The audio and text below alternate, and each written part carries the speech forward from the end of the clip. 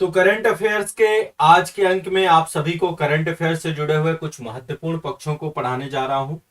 और आप सभी राष्ट्रीय और अंतर्राष्ट्रीय, इसके साथ ही आर्थिक जगत से जुड़ी हुई महत्वपूर्ण खबरों को मेरे साथ पढ़ते हैं। मैं इस बात का पूरे दावा कर सकता हूं कि आप सभी की परीक्षाओं में यही प्रश्न आएंगे, इससे बाहर प्रश्न नहीं आएंगे। जिन बच्चों ने शुरुआत से अब तक क्लास की है वो बच्चे सभी के सभी आशान्वित रहें, निश्चिंत रहें। आप सभी के एग्जाम के लिए आप करंट अफेयर्स बहुत शानदार तरीके से पढ़ रहे हैं। करंट अफेयर्स के लिए कहीं पर भी ना तो दुविधा करने की जरूरत है, ना ही संशय करने की जरूरत है। इत्मीनान से पढ़िए।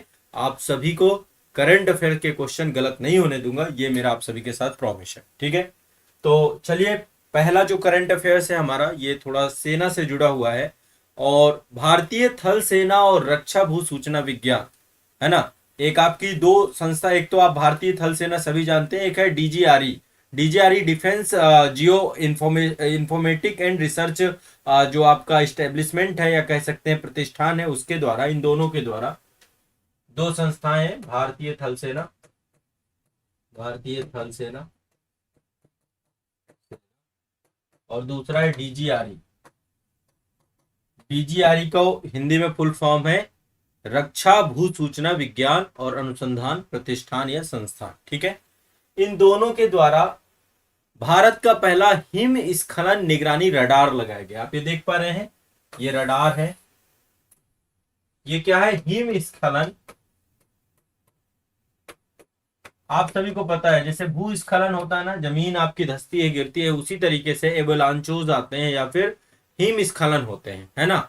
तो एवलांचो मॉनिटरिंग रडार लगाए गए, हिमस्खलन निगरानी रडार लगाए गए। आपके कहाँ लगाए गए हैं? ये सिक्किम में लगाए गए, सिक्किम में लगाए गए। ठीक है, तो भारत में पहली बार हिमस्खलन निगरानी रडार, क्योंकि आपको पता है सिक्किम पूरी तरीके से पर्वतीय राज्य है, हिमालय में अवस्थित है आपका। तो सिक्किम में जो है हिमस्खलन निगरानी रडार का उद्घाटन किया गया है। और इसकी स्थापना भारतीय थल सेना और रक्षा भू सूचना विज्ञान अनुसंधान प्रतिष्ठान के द्वारा की गई है। अब देखो इसका, इससे क्या होगा, ये रडार क्या करेंगे, जब कहीं पर भी एवेलांचो आएंगे तो 3 सेकंड के अंदर अंदर ही उसका पता लगा सकेंगे और उसके बारे में जानकारी उपलब्ध करा देंगे। क्योंकि आपको पता है जो इंडियन आर्मी है उसके सैनिक जो है आपके बहुत हाइट में जो है गश्तरत होते हैं। तो ऐसे में एवलांचो आने के कारण से, सही समय पे जानकारी नहीं मिल पाने के कारण से काफी बड़ी संख्या में कैजुअलिटीज भी होती हैं, है ना। तो ऐसे में ये रडार क्या करेंगे, ठीक है, आप जो इसमें लिख सकते हैं, हेडिंग डाल सकते हैं, भारत का पहला हिमस्खलन निगरानी रडार कहाँ लगाया गया? सिक्किम में। ठीक है, 20 सितंबर 2022 को लगाया गया था। तो जो हमारे सैनिक जो है लगे हुए हैं बहुत हाई एल्टीट्यूड में, उन सभी के लिए बहुत कारगर होगा। और उनके लिए पहले से ही कोई भी एवेलांचो आएगा तो उसकी मॉनिटरिंग की जा सकेगी 3 सेकंड के अंदर अंदर ही, और उसकी जानकारी से जो है वहां पे सैनिकों की जान बचाने में और जो सार्वजनिक संपत्ति है उसके नुकसान को कम करने में इससे मदद प्रयोग होगा। ठीक है, तो रडार के बारे में अभी सभी आप जानते हैं, रडार में माइक्रोवेव्स होती हैं, माइक्रोवेव्स के प्रयोग से जो है हिमस्खलन के बारे में पता लगाया जा सकेगा। तो यहाँ पे एक निगरानी रडार लगाया गया है, ध्यान रखिएगा, भारतीय थल सेना और डीजीआरई दोनों के, ठीक है, संग में, सिक्किम में लगाया गया आपका। ठीक है, चलिए, इसके बाद उत्तराखंड को जो है एक नया हाथी अभ्यारण्य मिला है जिसका नाम है तराई हाथी अभ्यारण्य, तराई हाथी रिजर्व। ठीक है, तराई हाथी रिजर्व, तराई हाथी रिजर्व। तराई वाला रीजन आपको पता है, उत्तर प्रदेश और उत्तराखंड दोनों की बॉर्डर्स में है हाथी रिजर्व। ठीक है, तो तराई हाथी जो है अभ्यारण्य जो है, इसकी स्थापना पर्यावरण वन और जलवायु परिवर्तन मंत्रालय भारत सरकार के द्वारा इसको मंजूरी दी गई है। ये आपका उत्तर प्रदेश और उत्तराखंड की बॉर्डर में है, ज्यादातर हिस्सा आपका उत्तर प्रदेश में है। कहां पर है? ज्यादातर हिस्सा इसका उत्तर प्रदेश में पड़ता है। ठीक है, उत्तर प्रदेश का ये दूसरा हाथी अभ्यारण्य है, उत्तर प्रदेश का दूसरा हाथी अभ्यारण्य है तराई हाथी अभ्यारण्य, तराई हाथी रिजर्व। ठीक है, तो लगभग 3072 वर्ग किलोमीटर का टोटल क्षेत्रफल है इसका। और ये उत्तर प्रदेश के 4 जिलों में आपका इसका विस्तार है। एक तो लखीमपुर खीरी है, बहराइच है, पीलीभीत है, शाहजहांपुर है। लखीमपुर खीरी हो गया आपका, बहराइच है, बहराइच, पीलीभीत पीलीभीत और शाहजहांपुर। टोटल ये 4 जिलों में आपका क्या है, उत्तर प्रदेश के विस्तृत है। ठीक है, क्या नाम है, हाथी तराई अभ्यारण्य, ध्यान रखिएगा ये बहुत इंपॉर्टेंट है आपका। तो पीलीभीत बाघ अभ्यारण्य, दुधवा बाघ अभ्यारण्य, किशनपुर पक्षी अभ्यारण्य, कतर्निका घाट वन्यजीव अभ्यारण्य, दुधवा बफर जोन, दक्षिणी खीरी वन प्रभोग, ये सारे क्षेत्रों में विस्तृत है। मतलब जो दुधवा का क्षेत्र है ना, ज्यादातर वो पूरा का पूरा क्षेत्र का जो बफर वाला एरिया है उसमें ये पूरे के पूरे एलिफेंट रिजर्व है आपके। ठीक है, तो यहाँ पे ज्यादातर आपके एलिफेंट है और ये तराई वाला रीजन है पूरा का पूरा। तो ये प्रोजेक्ट एलिफेंट, आपको पता है कि एलिफेंट की सुरक्षा के लिए 1992 में प्रोजेक्ट हाथी चलाया गया था, प्रोजेक्ट एलिफेंट चलाया गया था, उसी के तहत इसकी स्थापना की गई है। तो उत्तर प्रदेश का ये हाथी अभ्यारण्य है, दूसरा हाथी अभ्यारण्य है। ठीक है, ध्यान रखिएगा, क्लियर है। ठीक है, इसके पहले उत्तर प्रदेश हाथी रिजर्व अलग बनाया गया था, ये तराई हाथी रिजर्व दूसरा है। एक तो यूपी हाथी रिजर्व है, हाथी रिजर्व है, ये आपका पहला था, और दूसरा है तराई हाथी रिजर्व। ठीक है, तो 1992 में प्रोजेक्ट हाथी चलाया गया है, ध्यान रखना है, 1992 में प्रोजेक्ट हाथी चलाया गया है। ठीक है ना, क्लियर है। और ये यूपी हाथी रिजर्व 2009 में बना था आपका, और ये वाला आपका जो है तराई हाथी रिजर्व जो है हाल ही में बना है आपका। ठीक है, अभी 2022 में आपका ये इसको मंजूरी दी गई है। क्लियर है, स्पष्ट है। चलो, एक तो ये ध्यान रखिएगा हाथी रिजर्व को लेकर के। अगला चलते हैं, ये आप देखिए एक समुद्री जीव है जिसका नाम है डुगोंग। डुगोंग ये समुद्री जीव है, ज्यादातर ये जो है आपका दक्षिण भारत में पाया जाता है, जैसे केरल और श्रीलंका के बीच में पाक की खाड़ी है, मन्नार की खाड़ी है, पाक जल संधि है और मन्नार की खाड़ी है, वहां पर ये ज्यादातर पाया जाता है। ठीक है, पाक खाड़ी, मन्नार खाड़ी, पाक जल संधि, उस पूरे क्षेत्र में। तो 21 सितंबर 2022 को तमिलनाडु सरकार के द्वारा पाक की खाड़ी को डुगोंग संरक्षण रिजर्व घोषित किया गया है। ठीक है, भारत का पहला डुगोंग कंजर्वेशन रिजर्व जो है तमिलनाडु में बनाया गया है, तमिलनाडु। और ये है पाक की खाड़ी वाला क्षेत्र, पाक की खाड़ी।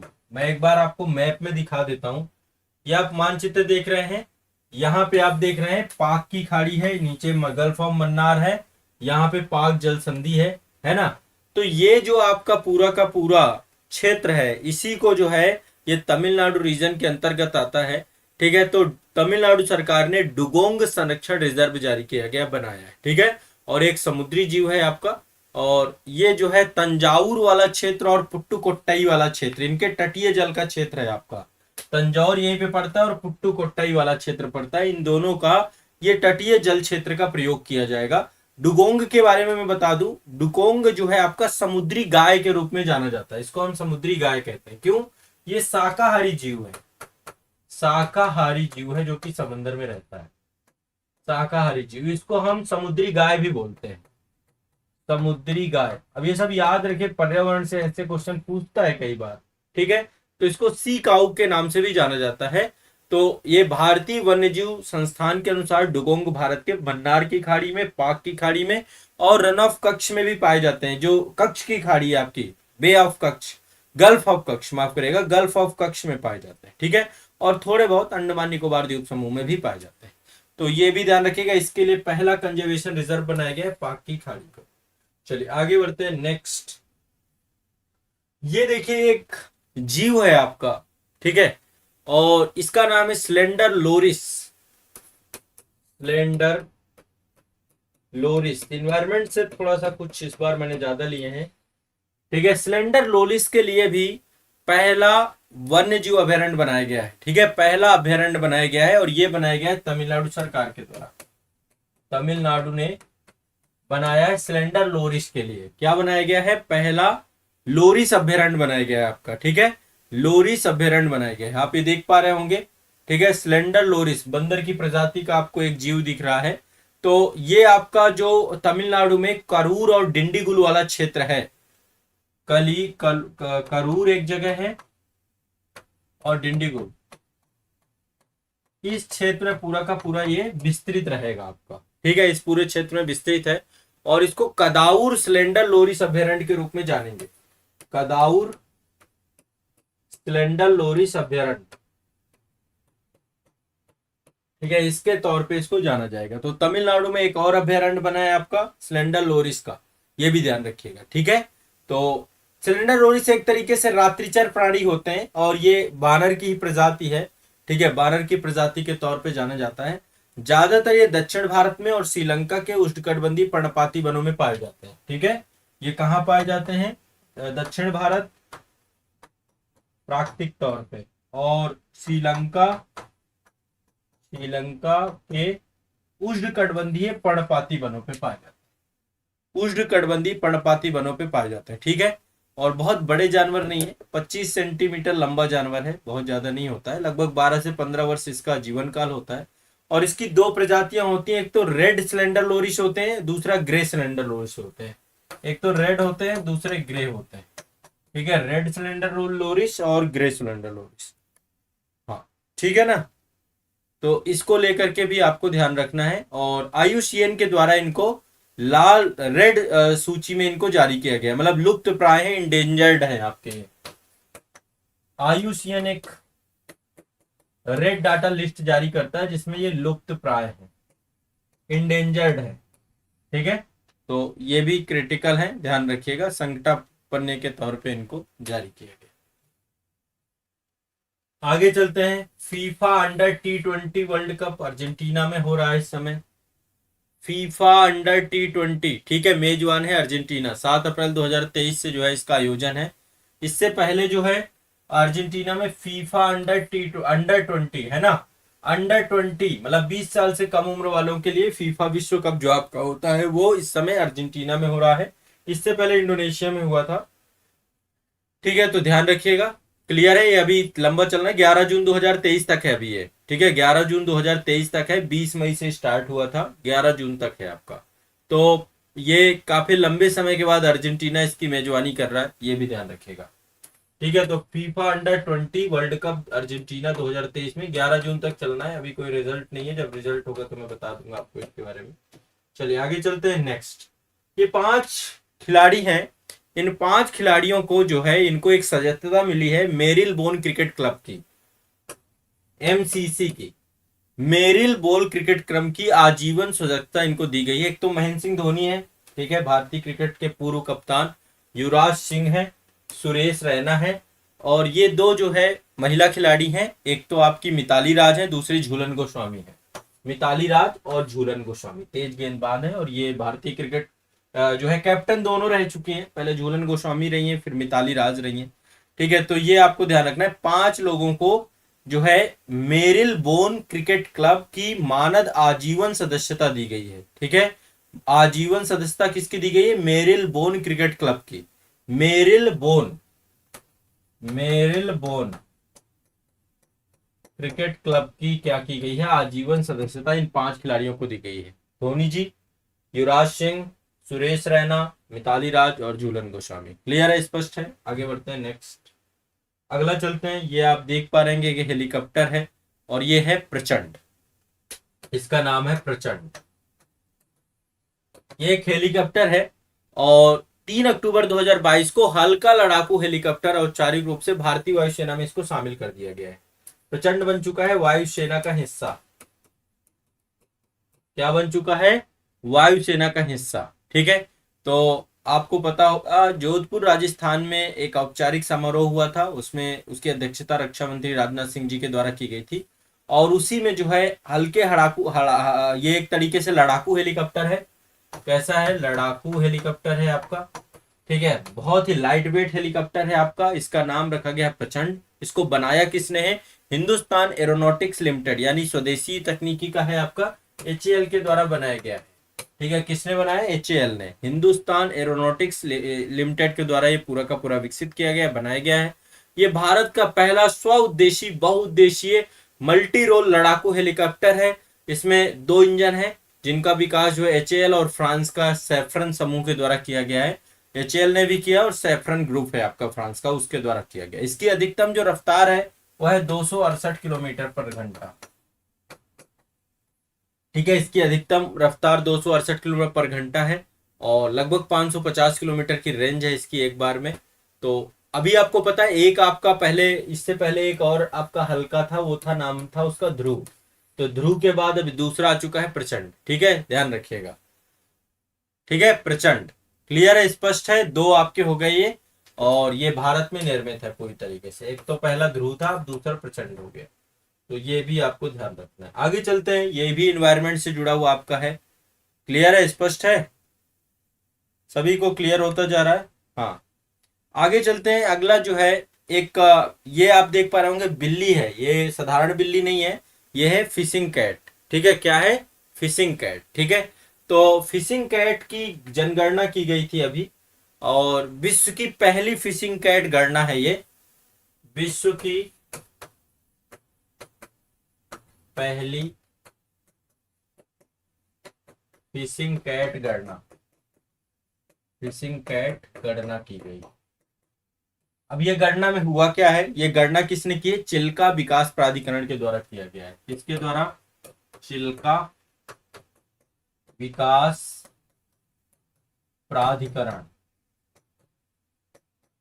इसके द्वारा ये गणना की गई। चिल्का विकास प्राधिकरण ने विश्व की पहली फिशिंग कैट गणना की है। ठीक है, और इसके तहत माना गया है कि सर्वाधिक जो फिशिंग कैट है वो आपकी चिल्का झील में है।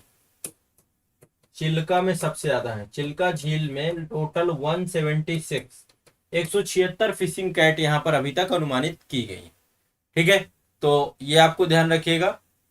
ठीक है, ये एक तरीके की समझिए जंगली बिल्ली है, वाइल्ड कैट है, और एक दुर्लभ प्रजाति के तौर पे है आपका। और ये जो है आपकी ज्यादातर आर्द्र भूमि क्षेत्र में रहती है, जो आपके वेटलैंड एरिया है, मैग्रोव वाले क्षेत्र हैं वहां पर रहती है। ज्यादातर सुंदरबन के मैग्रोव वनों में रहती है ये। सुंदरबन, सुंदरबन मैग्रोव क्षेत्र, मैंग्रोव क्षेत्र। ठीक है, यहाँ पर ये पाई जाती है प्राकृतिक तौर पे, और हिमालय का तलहटी वाला क्षेत्र है, पश्चिमी घाट में भी पाई जाती है आपकी। तो जहां पर भी आर्द्रता होती है ना, वहां पर आपका ये रहती है। ठीक है, तो ये ध्यान रखिएगा। इसमें फिशिंग कैट जो है आपका इस चिल्का झील में जो है इनकी संख्या पर्याप्त है, पर्याप्त मात्रा में पाई जाती है। ठीक है, आगे चलते हैं। आयुसीएन, आयुसीएन के द्वारा एक लिस्ट जारी की जाती है, रेड डेटा लिस्ट। ठीक है, इसके तहत 3 हिमालयी पौधों को जो है लाल सूची में जोड़ दिया गया है। 3 हिमालयी पौधे। अब ये सब यूपीएससी में पूछ लेता है आपका, तो आपको आइडिया रहना चाहिए। 3 हिमालयन पौधों को आयुसीएन की रेड डेटा बुक में, ये संकटापन्न जो प्रजातियां होती हैं या प्रजातियों की जो स्थिति होती है उसको लेकर के इस बुक में डाला जाता है। ठीक है, ये तीनों औषधीय पौधे हैं, मेडिसिनल प्लांट है आपके। इनका नाम मैं एक बार लिखवा रहा हूं, थोड़ा सा वैज्ञानिक नाम रहेगा। मीजोट्रोपिस पेलिटा, मीजोट्रोपिस। ठीक है, पहला तो ये है आपका मीजोट्रोपिस पेलिटा, पेलिटा पहला पौधा ये है। ये आपका विलुप्त हो रहा है, लुप्त प्राय हो रहा है। ठीक है, दूसरा है आपका फ्रिजलोरिया सिरहोसा, फ्रिजलोरिया। ठीक है, फ्रिजलोरिया सिरहोसा, सिरहोसा। ठीक है, दूसरा पौधा है। तीसरे की बात करें तो तीसरा पौधा आपका है, इसका नाम है ड्रैक्टालोरिया हतागिरिया, ड्रैक्टालोरिया।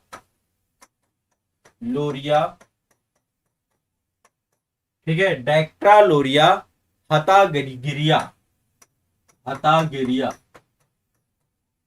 ये आपके 3 पौधे हैं। ठीक है, मीजोट्रोपिस पेलिस, फ्रिटलोरिया सिरहोसा और डेक्टालोरिस हतागिरिया। ये 3 पौधे जो है आपके रेड डेटा लिस्ट में जो है आपका ये क्या है, आपके धीरे धीरे धीरे धीरे ये उत्तराखंड के तीनों पौधे हैं, हिमालयन पौधे हैं, उत्तराखंड के, उत्तराखंड के पौधे हैं आपके। और ये पौधे संकटापन्न, लुप्त प्राय श्रेणी में आ चुके, गंभीर रूप से संकटापन्न है ये। ठीक है, गंभीर रूप से संकटापन्न है आपके। ठीक है, तो ये ध्यान रखिएगा। तो रेड डेटा लिस्ट में ये 3 पौधे हैं आपके, मीजोट्रोपिस पेलिरा, इसके बाद फिजोलोरिया, और इसके बाद है डेक्टालोरिया। ठीक है, ये आपके 3 हिमालयी पौधे रेड डेटा लिस्ट में आ गए हैं, नाम इनके पूछे जाते हैं। फिशिंग कैट की गणना की गई है, विश्व की पहली फिशिंग कैट गणना हुई है आपकी, ये चिल्का विकास प्राधिकरण के सहयोग से किया गया, 176 चिल्का झील में है। प्रचंड आपका जो है हल्का लड़ाकू वायुसेना का जो है हेलीकॉप्टर है, इसको शामिल कर लिया गया है। ठीक है, इसके बाद ये 5 लोग हैं, 5 क्रिकेटर हैं आपके, जिसमें से 2 महिलाएं हैं, 3 पुरुष हैं। इनको मेरिल बोन क्रिकेट क्लब का आजीवन सदस्य बना दिया गया है। ठीक है, इसके बाद फीफा अंडर 20 अर्जेंटीना में हो रहा है आपका। इसके बाद सिलेंडर लोरिस के लिए एक अभ्यारण्य बना दिया गया है आपका, तमिलनाडु ने बनाया है आपका। और ये आपका जो है जो डुगोंग है उसके लिए पहला कंजर्वेशन रिजर्व बनाया गया है पाक की खाड़ी में तमिलनाडु के द्वारा। तराई हाथी रिजर्व ये उत्तर प्रदेश का दूसरा हाथी रिजर्व बना दिया गया है आपका। ठीक है, और इसके बाद जो है ये आपका भारतीय थल सेना और डीजीआरई के सहयोग से एक रडार लगा दिया गया है जो कि हिमस्खलन एवेलांचो के बारे में बताएगा। तो ये आज के करंट अफेयर से जुड़े हुए कुछ महत्वपूर्ण पहलू थे, और मैं चाहता हूं कि आप सभी इन करंट अफेयर्स को पढ़ें, रटें और इनको रिवाइज करें। ठीक है, अभी तक जितना करा दिया है, जो लोग नए बच्चे हैं अभी तक करंट अफेयर्स उन्होंने पहले का नहीं पढ़ा है, कृपया करके पहले के करंट अफेयर्स पूरे कर लीजिए। और मैं पूरे भरोसे के साथ कहता हूं कि करंट अफेयर्स का एक भी क्वेश्चन गलत नहीं है। ठीक है, करंट अफेयर्स की प्लेलिस्ट आपको मिल जाएगी, आपको आज़ाद है इस अकेडमी में भी मिल जाएगी इसकी, और हमारे जो एग्जाम इंडिया वाले चैनल पे भी मिल जाएगी। तो आप एक बार करंट अफेयर्स पूरी प्लेलिस्ट आप एक बार रट जाना है, पूरी प्लेलिस्ट देख लेना है, जितना भी है सब में 5-5 टॉपिक ऐसे ही मैंने करवाए हैं और रेगुलर आगे करवाता रहूंगा एग्जाम तक आपके। ठीक है,